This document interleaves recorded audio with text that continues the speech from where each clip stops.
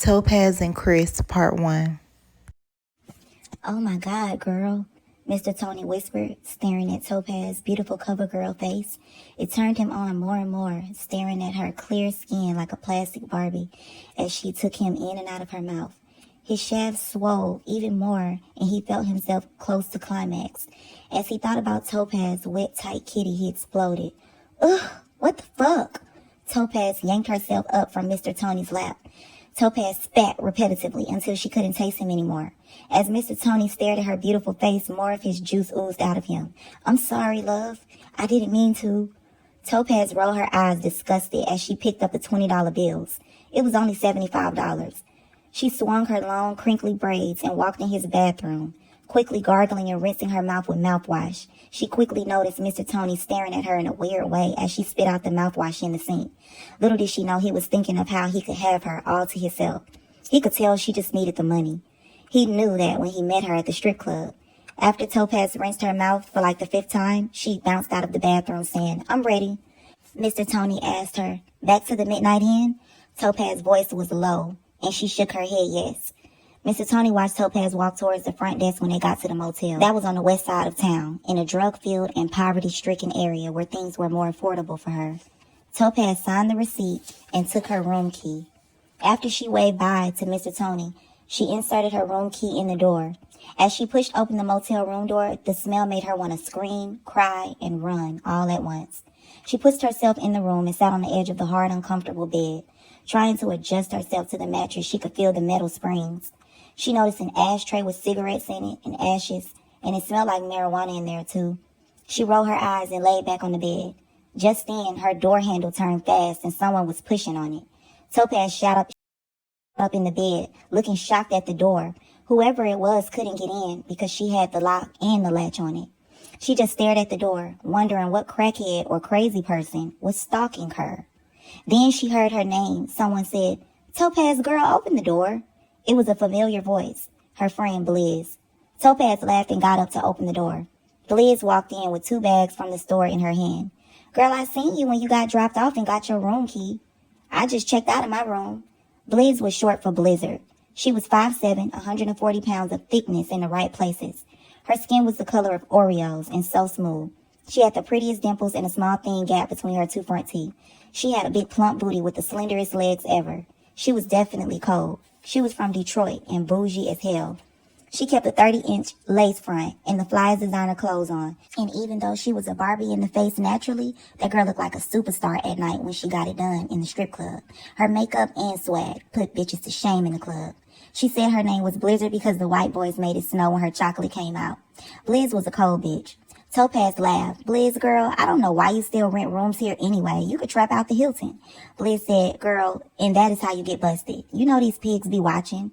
"Whatever, girl," Topaz said, sipping on one of the wine coolers Blizz got her. "Well, I grabbed us some IHOP, pancakes, and cheese grits." It was always cool when Blizz slid by.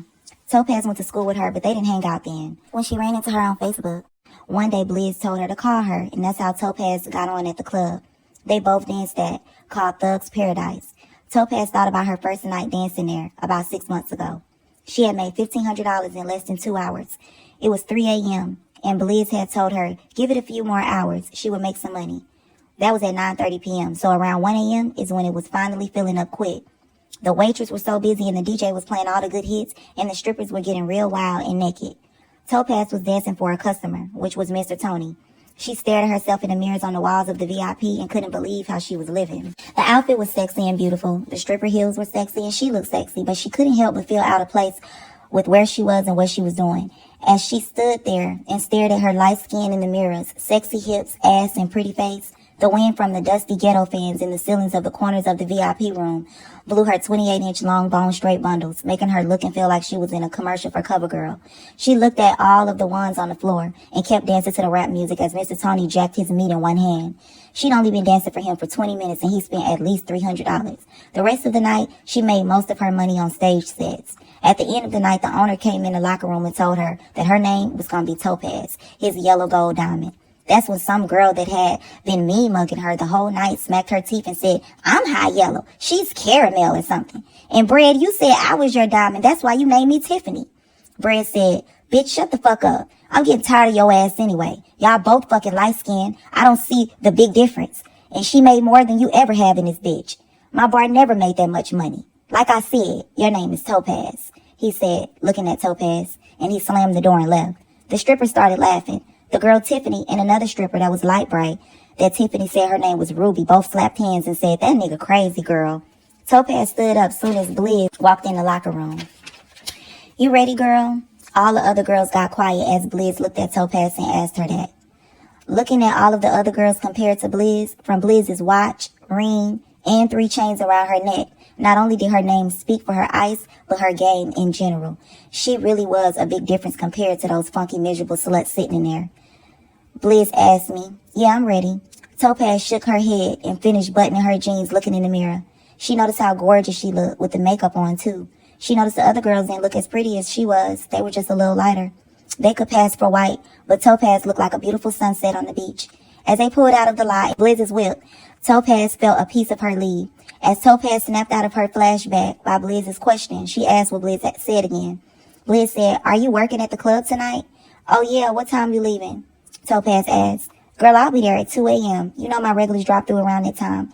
Blizz said. Topaz said, 2? Girl, the bar fee will be at least $350 then. It's $150 at midnight. I don't even have anything to pay now. Blizz said, girl, you'll make it back. Just ask them to let you dance anyway. Topaz had never done that, but Blizz suggested she should and that she'd done it before. They pulled up to Thug's Paradise around 2:30 in the morning, barely finding a parking spot, and the music was so loud the whole street could hear the music that time of night.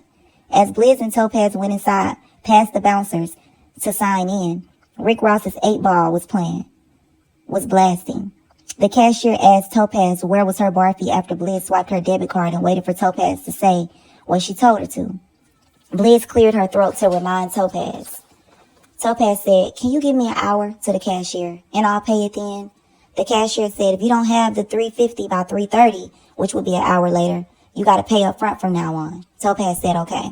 After a few songs and a few private VIP dances, Topaz made almost $400. She was so mad after paying her bar fee. She made a few more dollars before the club closed. She had to decide if she wanted to pay for another night at the Midnight Inn or Uber to her grandmom's house. Blizz had left 30 minutes before the club closed, and Topaz always let Blizz know she was doing her own thing and that they both were independent and grown. After Topaz ordered an Uber, she stood in the drizzling rain, staring at the raindrops sprinkling the puddles of water. When her Uber arrived, Topaz got in and dropped her phone charger, and before the Uber could pull off, a guy she had never seen tapped on the car window. She rolled the window down confused. Here you go, pretty lady, you dropped this. Topaz's eyes got big, but she was thankful. Her funds were already low and she needed her charger. She took the charger from him. It had a little mud on it. She said thank you and rolled up the window. The guy walked away, and that's when she noticed his shirt was pink and said Thug's Paradise like the guys that did security there. When did he start? She thought. He took a deep breath going back to the door where he worked and thought to himself, how could a woman be so perfect? She was like a butterfly to him, just fluttering away. You've arrived, the GPS said, and Topaz climbed out depressed, not wanting to stay at her grandmom's, but it was what it was. Stay tuned for part 2.